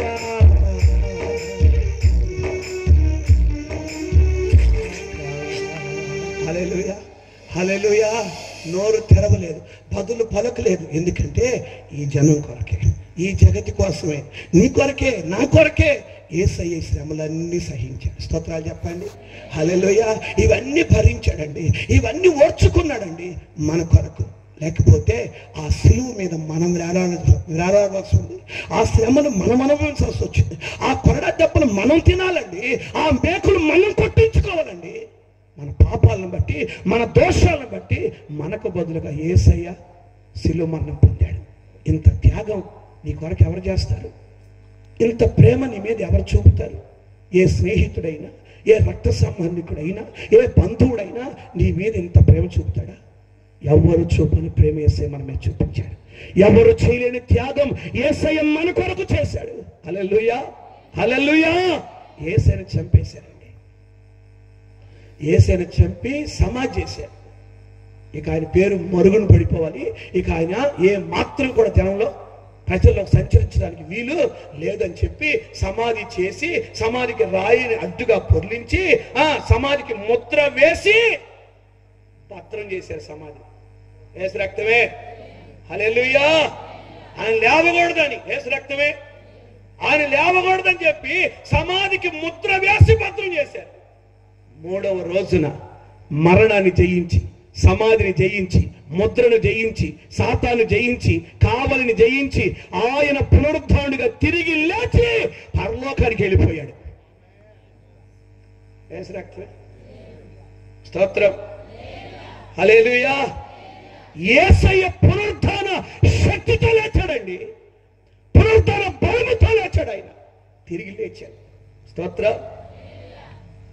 ఒక ఆయన అన్నాడు, నన్ను కూడా జీవ సమాధి చేయండి. యేసుకి ఎలాంటి శక్తి ఉందో నాకు కూడా అంత శక్తి ఉందన్నాడు. ఆయన లేచినట్టు నేను లేస్తానన్నాడు. యేసు రక్తమే. హల్లెలూయా. ఆయన భక్తులు అప్పటికే భక్తులు ఉన్నారు. ఆయన భక్తులు అన్నారు, అయ్యా నువ్వు కళ్ళెదుటున్నావు, నీకు ఒక దండం, ఇట్లాంటి ప్రయోగాలు చేయబాక. అయ్యా నువ్వు కళ్ళెదుటుంటే మేము ఏదో మా పూజలు ఏదో చేసుకుంటాం, మా భక్తి ఏదో చేసుకుంటాం, నువ్వు ఇట్లాంటి ప్రయోగాలు చేయబాక. లేదు లేదు లేదు, నాకుందా శక్తి ఉంది. యేసుకి ఎలాంటి శక్తి ఉందో నాకు అలాంటి శక్తి. ఆయన ఎలా 3వ రోజు తిరిగి లేచాడు, నేను కూడా లేస్తాను. యేసు రక్తమే. ఎంత చెప్పిన ఇంట్లో ఆయన బతులాడతారు భక్తులు. ఇంట్లో చేసి చూడండి అన్నారు. యేసు రక్తమే. సరే, మొత్తానికి ఆయన బాధపడలేక చేశారు. అంటే జీవ సమాధి చేసి పెట్టారు. యేసు రక్తమే. హల్లెలూయా. 3 రోజులు ఎదురు చూశారు. లేవల. 3 వారాలు ఎదురు చూశారు. లేవల. 3 నెలలు ఎదురు చూశారు. యేసు రక్తమే. స్తోత్రం. హల్లెలూయా. 3 సంవత్సరాలు ఎదురు చూశారు. ఇప్పటికి 130 సంవత్సరాలు అయింది. ఏ నయోమయం చెప్తారండి. స్తోత్రం. హల్లెలూయా. ఎప్పటికీ కూడా లేవల. దేవుని వాక్యం సెలవిస్తుంది, పునరుద్ధానం పొందిన వారిలో యేసుక్రీస్తు ప్రథమ ఫలం అని రాయబడింది. ఒకసారి చెప్పండి వాక్యం. పునరుద్ధానుడే జయశీలి మృతిని జయించి లేచినాడే. పునరుద్ధానుడే జయశీలి మృతిని జయించి లేచినాడే. శ్రేష్టమైన పునరుద్ధాన బలమునిచ్చినాడే. నాకై అతి త్వరలో మహిమతో నావడే. నాకై అతి త్వరలో మహిమతో నావడే. శరీరాలెవ్వరు నా ప్రియుడైన యేసయ్యకు. శరీరాలెవ్వరు నా ప్రియుడైన. హల్లెలూయా, హల్లెలూయా. ఆయన పునరుద్ధానుడై తిరిగి లేచాడు. పునరుద్ధాన శక్తిని మనకు ఇచ్చాడు. అయితే యేసు పునరుద్ధానైన సంగతి అందరికీ తెలుసు, యూదులకు కూడా తెలుసు. ఆయన పునరుద్ధానుడు అయ్యాడు, చెప్పినట్టుగా తిరిగి లేచాడు. ఇక ఆయన మెస్సయ్య అయి ఉంటాడు, ఆయన రాజు అయి ఉంటాడు అని అప్పుడైనా యేసయ్య నమ్మాలిగా. ఏమండి? అప్పుడైనా యేసయ్య నమ్మాలిగా. యేసయ్య నమ్మకుండా ఇంకా వ్యతిరేకంగానే ఉండి ఇప్పుడు ఈయన అసలు రాజే కాదు, ఈయన యూదులకు రాజు కాదు, ఈయన అసలు రాజులకు రాజు కాదు, ఈయన అసలు మెస్సయ్య కాదు అని చెప్పి, రాజు అంటే గాడి మీద ఎందుకు వస్తాడు? గుర్రం మీద రావాలి. గుర్రం మీద రథం మీద వస్తే రాజు, గాడి మీద ఎందుకు వస్తాడు అని ఆ ఉద్దేశంతో గుర్రం మీద వచ్చే వారి కొరకు ఎదురు చూస్తున్నారు. యేసు రక్తమే. హల్లెలూయా, హల్లెలూయా. రక్షణ పొందిన వాడేమో యేసయ్య మెస్సయ్య అని గుర్తించి రక్షణ పొందిన వారేమో యేసయ్య రాకడ కొరకు ఎదురు చూస్తుంటే, వీళ్ళేమో గుర్రం మీద వచ్చేవాని కొరకు ఎదురు. గుర్రం మీద ఎప్పుడు వస్తాడా, ఎప్పుడు గుర్రం వచ్చిందా, ఎప్పుడు గుర్రం వచ్చిందా, ఎప్పుడు గుర్రం వచ్చిందా అని ఎదురు చూస్తాడు. యేసయ్య వీళ్ళందరూ ఎదురు చూస్తుంటే ఈ లోపల యేసయ్య రానే వస్తాడు, సంఘాన్ని తీసుకుని వెళ్ళిపోతాడు పరలోకానికి. హల్లెలూయా. సంఘం ఎత్తబడిపోతుంది పరలోకానికి. సంఘం ఎత్తబడిపోయినా నమ్మరు. ఎవరండి? యూదులు, ఇశ్రాయేలీయులు. సంఘం ఎత్తబడిపోయినా, ఇద్దరు తిరగలిస్తుండగా ఒకరు, ఇద్దరు పొలంలో పని చేస్తుండగా ఒకరు, ఎత్తబడుతుంది తెలుస్తుంది, కానీ అప్పుడు కూడా నమ్మరు. స్తోత్రం. సంఘం ఎత్తబడిపోయి ఆ పరలోకంలో విశ్రాంతి తీసుకుంటా ఉంటారు. యేసు రక్తమే. హల్లెలూయా. కానీ వీళ్ళు మాత్రం గుర్రం మీద వచ్చేవాని కొరకు ఎదురు చూస్తున్నారు. ఇక్కడ ఒకళ్ళు ఎత్తబడేసరికి, ఒకళ్ళు విడవబడేసరికి, ఒకళ్ళు ఎత్తబడేసరికి, ఒకళ్ళు విడవబడేసరికి పెద్ద కలవరం పుట్టి ఇక సమాధానం ఉండదు భూమి మీద. ఏముండదు? సమాధానం ఉండదు. శాంతి ఉండదు ఇంకా భూమి మీద. ఇక శాంతి లేకుండా, సమాధానం లేకుండా ఆ దినాల్లో సమాధానం కొరకు ఎదురు చూస్తూ ఉంటారు వాళ్ళు. ఆ ఎదురు చూసే సమయంలో వీళ్ళకి సమాధానం కావాలంట, నేను ఇస్తానని చెప్పి ఒక వ్యక్తి తెల్లని గుర్రం మీద వస్తాడు. ఒక వ్యక్తి తెల్లని గుర్రం మీద వస్తాడు. అతను తల మీద కిరీటం ఉంటుంది, అతని చేతిలో విల్లు ఉంటుంది. ఆ విల్లు చేత పట్టుకొని అతడు జయించుటకు బయలు వెళతాడు అని రాయబడింది. ఇక వాడు వస్తా ఉంటాడు. వస్తా ఉంటే ఇక అప్పుడు వీళ్ళందరూ అనుకుంటారు, ఈయనే మన మెస్సయ్య, ఈయనే మన రాజు వస్తున్నాడు, గుర్రం మీద, తెల్లని గుర్రం మీద వస్తున్నాడు, ఈయనే మన రాజు అనుకుని ఎదురు చూస్తా ఉంటారు. యేసు రక్తమే. హల్లెలూయా అని ఇక ఆయన వైపు వెళతా ఉంటారు. ఆయన నమ్ముకుంటా, అయ్యా నువ్వే మా మెస్సయ్యవయ్యా, నీ కొరకేనయ్యా ఇన్నాళ్ళు ఎదురు చూసాము, నీవే మా రాజు అయ్యా, నీ కొరకేనయ్యా ఇన్నాళ్ళు ఎదురు చూసాము అని అందరూ ఆయన వెంబడేస్తా ఉంటారు. స్తోత్రం. అందరూ ఆయన వెంబడేస్తా ఉంటారు. నేను ఒక మాట చెప్పనా, వాడు మెస్సయ్యే, కానీ అబద్ధపు మెస్సయ్య. ఆ తెల్లని గుర్రం మీద వచ్చిన వాడు క్రీస్తే, కానీ అబద్ధపు క్రీస్తు. అంటే క్రీస్తు విరోధి. మెస్సయ్య కాదు ఆ తెల్లని గుర్రం మీద వచ్చిన వాడు. కానీ వీళ్ళేమో మెస్సయ్య అనుకొని, యేసే అనుకొని నమ్మి వెంబడిస్తూ ఉంటారు. అందరూ ఆయన వైపు తిరిగిన తర్వాత, అందరూ ఆయన ఎద్దకు వచ్చిన తర్వాత, అందరూ ఆయన వెంబడిస్తూ ఉండగా కొన్ని చేసే పనులను బట్టి యూదులు గ్రహిస్తారు. మందిరంలో సరిగ్గా ఆరాధన జరగనివ్వడం, బలిపీఠం ఉండనివ్వడు, బలిపీఠం మీద దేవుని మందిరంలో హేయమైన వాటిని అర్పిస్తా ఉంటాడు. ఈ చేసే చేష్టలని చూసి, ఏంటినా మెస్సయ్య అయితే ఇలాంటి చేష్టలు చేస్తాడేంటి, హేయమైన మందిరం తెచ్చాడేంటి, బలిపీఠం పడగొట్టాడేంటి, ఆరాధన నియమాలన్నీ మార్చేసాడేంటి అని చెప్పేసి అప్పుడు కొంతమంది గ్రహించి తిరుగుబాటు చేస్తారు. అసలు నువ్వు మెస్సయ్యవేనా? నువ్వు మెస్సయ్యవేనా? అసలు ఏంటి పనులేంటి? బలిపీఠం పడగొడతాం ఏంటి? హేమని తీసుకొచ్చి ఇక్కడ అర్పించడం ఏంటి? అసలు నువ్వు చేసే పనులు నువ్వు మెస్సయ్యవేనా అని ఎదురు తిరుగుతారు. ఎదురు తిరిగితే కోపం వచ్చింది. కోపం రాగానే అప్పుడు వాడు ఏం చేస్తాడు, వీళ్ళకి బుద్ధి చెప్పాలని గుర్రాన్ని మారుస్తాడు. తెల్లని గుర్రం మార్చి ఎర్రని గుర్రం వేసుకొని వస్తాడు. ఇక ఎర్రని గుర్రం మీద ఖడ్గం చేత పట్టుకొని వస్తాడు. వచ్చి దొరికిన వాడిని దొరికినట్టు, తిరుగుబాటు చేసిన వాడిని, వ్యతిరేకించిన వాడిని, అసలు నువ్వెవరము అని అడిగిన వాడు అందరూ చంపుతాడు. అంత రక్తపాతం అయిపోయి అందరూ చచ్చిపోతూ ఏడుస్తూ ఉంటారు. ఏడుస్తుంటే అయినప్పటికీ కొంతమంది ధైర్యం చేసి తిరుగుబాటు చేస్తారు. ఇంకా ఏంటి చంపుతావేంటి, నువ్వు మెస్సయ్య అనుకొని, నువ్వే రాజు అనుకొని నిన్ను వెంబడిస్తే ఏంటి చంపుతావేంటి అని కొందరు అడుగుతారు. అడగగానే మళ్ళా వెంటనే గుర్రం మారుస్తాడు. గుర్రం మార్చి నల్లని గుర్రం మీద వస్తాడు. ఇప్పుడు నల్లని గుర్రం మీద వస్తూ ఒక త్రాసు చేత పట్టుకొని వస్తాడు. ఎందుకు త్రాసు అంటే కొలత ప్రకారం ఆహారం ఇస్తాడు. వాడు ఎంత ఇస్తే అంతే తినాలి, వాడు ఎంత ఆహారం ఇస్తే అంతే తినాలి. కొలత ప్రకారం ఆహారం ఇస్తాడు. కప్పే తినాలి, ఎక్కువ తింటే ముప్పు. యేసు రక్తమే. ఇప్పుడు ఎంత అయింది తినొచ్చు, 3 పూటలు తింటాం సహజంగా, 4 పూటలు తినొచ్చు, 6 పూటలు తినొచ్చు, అర్ధరాత్రి లేచి కూడా తినొచ్చు. నిన్ను అడిగేవారు ఎవరు? కొంతమంది 7 గంటల దాకా తింటారు. యేసు రక్తమే. స్తోత్రం. ఎంతైనా తినొచ్చు, మన ఇష్టం ఇప్పుడు. కానీ రేపు వాడు వస్తే మాత్రం చెప్పండి, వాడు వచ్చినప్పుడు నువ్వు ఉన్నావనుకో, కొలత ప్రకారం ఆహారం ఇంకా ఆహారం చాలక, ఆకలి తీరక, ఆకలి మంటతో చాలా మంది చచ్చిపోతారు. ఆకలితో చచ్చిపోతారు చాలా మంది. అప్పటికి బ్రతుకున్న వాళ్ళు మరలా ఎదురు తిరుగుతారు. ఏంటయ్యా చంపేస్తావేంటి, తిండి పెట్టవు, ఏం పెట్టవు, నువ్వే రాజు అని దగ్గరికి వస్తే ఆహారం ఏమేమి, ఏంటయ్యా నువ్వు చేసే పనులు అని చెప్పి మళ్ళా కొంతమంది తిరుగుబాటు చేస్తారు. అసలు ఆహారం కూడా ఇవ్వనని చెప్పేసి మొత్తానికి అది ఇవ్వటం కూడా ఆ తూకం ప్రకారం, కొలత ప్రకారం ఆహారం ఇవ్వటం కూడా మానేసి గుర్రం కూడా మార్చి ఈసారి పాండుర వర్ణం కలిగిన గుర్రం మీద వస్తాడు. 4వసారి దేని మీద వస్తాడు?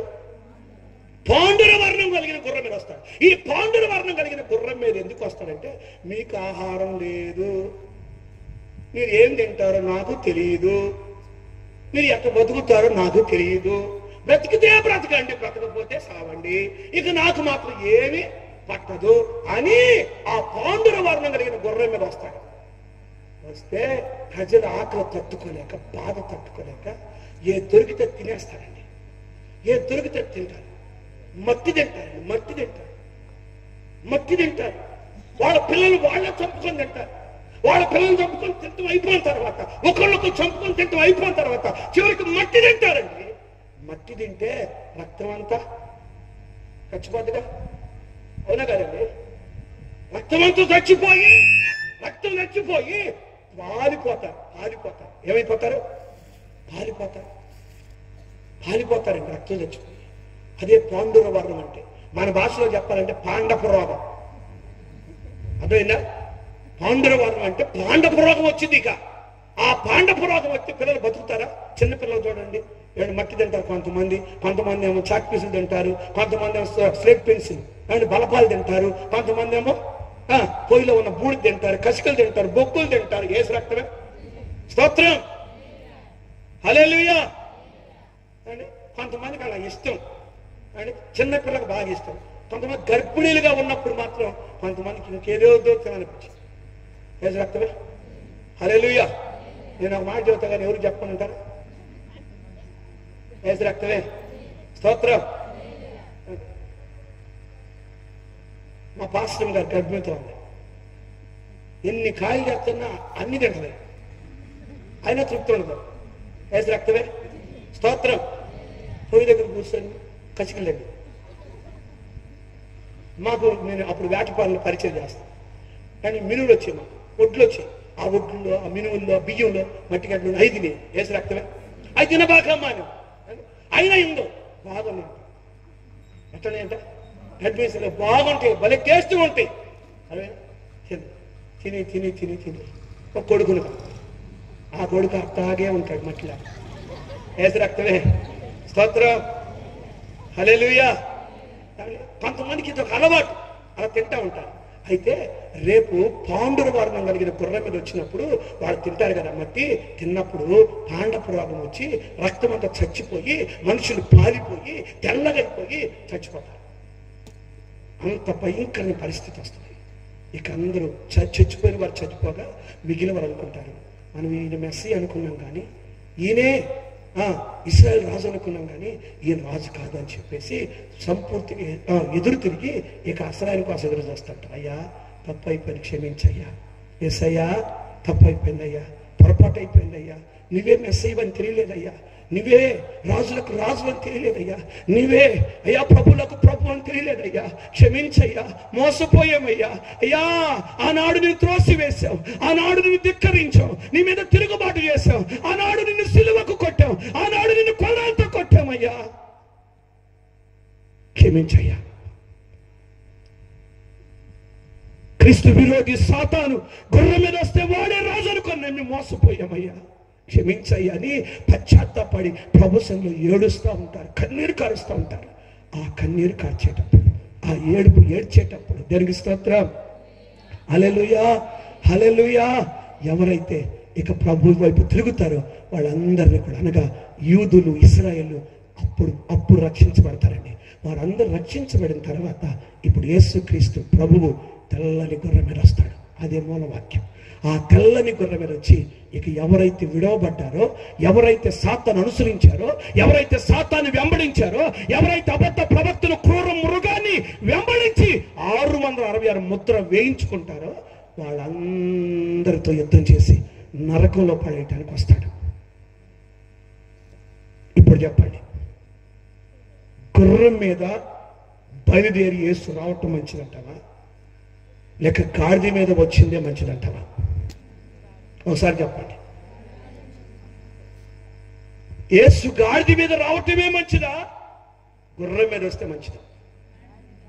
ఇప్పుడు గాడిద మీద వచ్చిన వాడే రాసని నువ్వు గుర్తెరిగి నమ్మి రక్షణ పొందుతావా, లేకపోతే యెరూషలేము తిరుగుబాటు చేసినట్టు తిరుగుబాటు చేసి శాపాన్ని అనుభవిస్తావా?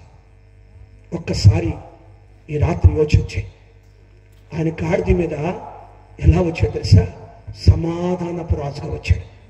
కానీ రేపు గుర్రం మీద సంహారముతో వస్తాడు ఆయన. ఇప్పుడు సమాధానంతో వచ్చాడు, కానీ రేపు సంహారంతో వస్తాడు ఆయన. యుద్ధము చేయడానికి వస్తాడు.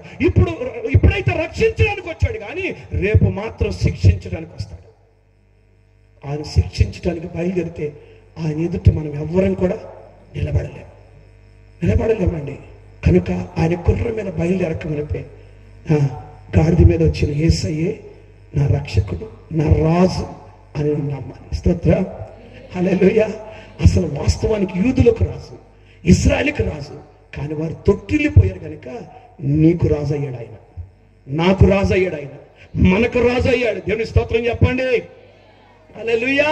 ఇప్పుడు రాజులకు రాజుగా ఆయన రాబోతున్నాడు. ఆయన రాక మునిపే, ఆయన బయలుదేరక మునిపే యేసు క్రీస్తే నిజమైన దేవుడని, మెస్సయ్యని, ఆయనే రాజులకు రాజని యేసు క్రీస్తుని సొంత రక్షకునిగా అంగీకరించి నీ జీవితాన్ని ప్రభువుకి అర్పిస్తే స్తోత్రం, నేను రక్షించి పరలోక రాజ్యానికి నిన్ను వారసునిగా చేస్తాడు. పరలోక రాజ్యానికి నిన్ను వారసురాలుగా చేస్తాడు. కనుక ఈ రోజు దేవుడు తన సేవకులను ప్రేరేపించి ఇదిగో ఈ గ్రామంలో ఈ కూడిక ఏర్పాటు చేయడం కారణం ఏంటంటే ఈ గ్రామము రక్షించబడాలని, హల్లెలూయా, ఈ ప్రజలు రక్షించబడాలని, హల్లెలూయా, గొప్ప రక్షణ పొంది పరలోక రాజ్యానికి వారసులు అవ్వాలని, నరకము నుండి అగ్నిగుండం నుండి తప్పించబడాలని దేవుని ఉద్దేశం. అందుకే సువార్త కూడికలు. కనుక ఇంత గొప్ప భాగ్యం మనకిచ్చినందుకు ఎంతైనా మనం దేవుని స్తుతించాలి, ఎంతైనా దేవుని కనపరచాలి. హల్లెలూయా, హల్లెలూయా. కనుక అందరు లేచి నిలబడండి. ఒకసారి అందరు లేచి నిలబడండి. మీరున్న స్థలంలో అందరు లేచి నిలబడి, అందరు లేచి నిలబడి కళ్ళు మూసుకొని ఆకాశం వైపు మీ చేతులెత్తి, దేవుని సింహాసనం వైపు మీ కన్నులెత్తి ఒక్క ప్రార్థన చేయండి. ఒకవేళ యూదులు ధిక్కరించినట్లుగా నువ్వు కూడా ధిక్కరిస్తున్నావేమో ఈ రాసుని, యూదులు తిరస్కరించినట్టుగా నీవు కూడా తిరస్కరిస్తున్నావేమో ఈ రాసుని, యూదులు పట్టణంలోనికి చేర్చుకొనట్టుగా నీవు కూడా చేర్చుకోకుండా నిర్లక్ష్యంగా ఉన్నావేమో, ఇదిగో నీ గ్రామంలోనికి రాకుండా నిర్లక్ష్యంగా ఉన్నావేమో, నీ ఇంటికి సమాధానపు రాజు రాకుండా అడ్డగిస్తున్నావేమో, నీ కుటుంబంలోనికి సమాధానపు రాజు రాకుండా అడ్డగిస్తున్నావేమో, ఎవరో రాజు అనుకొని మోసపోతున్నావేమో. ఇశ్రాయేలు క్రీస్తు విరోధులను చూసి, అంత్యక్రీస్తును చూసి ఇదిగో వాడే మెస్సయ్య అనుకొని వెంబడించు